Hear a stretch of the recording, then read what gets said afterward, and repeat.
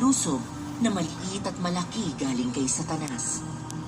Ang mga taong mangingibabaw sa mga tukso at paglusob at nagagawang ganap na talunin si Satanas ay ang mga nailigtas ng Diyos. Na ang ibig sabihin, ang mga tao na nailigtas ng Diyos ay iyong mga sumailalim sa mga pagsubok ng Diyos. At ang mga tinukso at nilusob ni Satanas ng di mabilang na pagkakataon. Nauunawaan ng mga taong nailigtas ng Diyos ang kalooban at mga kinakailangan ng Diyos at nagagawang sumunod sa dakilang kapangyarihan at pag-aayos ng Diyos. At hindi nila itinakwil ang paraan ng pagkatakot sa Diyos at paglayo sa kasamaan sa gitna ng mga tukso ni Satanas. Ang mga taong nailigtas ng Diyos ay nagtataglay ng katapatan. Sila ay may mabuting puso. Pinaghihiwalay nila ang pag-ibig at puot. May katinuan sila ng katarungan at sila ay makatuwiran. At nagagawa nilang pangalagaan ng Diyos at pahalagahan ang lahat ng sa Diyos. Ang ganitong mga tao ay hindi tinatalian, minamanmanan, pinaparatangan o inaabuso ni Satanas. Sila ay ganap na malaya.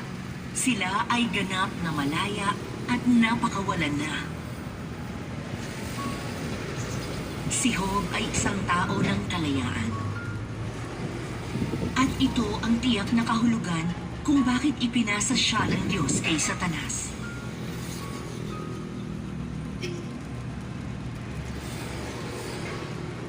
Yan na muna sa ngayon tungkol sa mga salita ng Diyos. Basahin naman natin ang mga salita niya. Brother Sharon. Ako na magbabasa. Sige.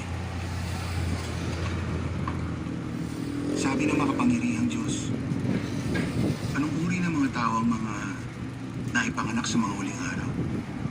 Sila ang mga sumailalim sa kasama ni Satanas sa loob ng ilang libong taon, na mga napasama na sa isang lalim kung saan hindi na sila makilala bilang tao.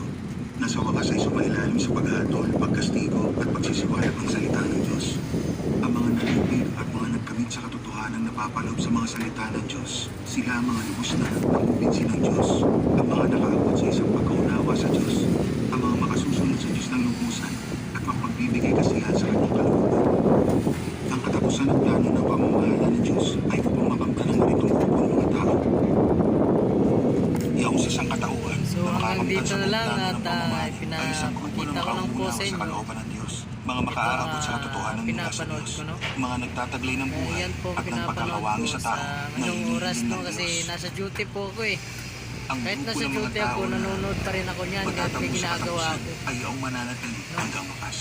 Pag may time, At ang gagawa grupong din iyan tayo ay ng iyong hinihiling ng Diyos party ang mga minamahal niya. sa ating Diyos. At ang mga Kasi kinalulugdan ganun niya, talaga mga maganda kasi talaan kasamahan ng natin mga ang party pananalita ng ni Diyos Kristo. ng ating Naunawaan ko na ngayon ang kahulugan ng kaligtasan. So, ito Ngayong yun. narinig nyo na ang mga Ginagawa sinabi ko. ng makapangyarihang Diyos. So hanggang dito na lang mga kapatid, Oo, naway malinaw pagpalain na. kayo ng Diyos sa inyong Matapos pagpapanood. niyang Naway tubusin ang ganito tao din ng ang panahon kanyang ng biyaya. inyong gagawin. Bakit kailangan Sa pa halip ng na Diyos na hapunan nasa at trabaho talisayan kayo ang tao sa o mga huling araw? may time kayo na bakante. No? So, Ang kahalagahan sige, nito ingat yung kayo ang dyan. napakalalim.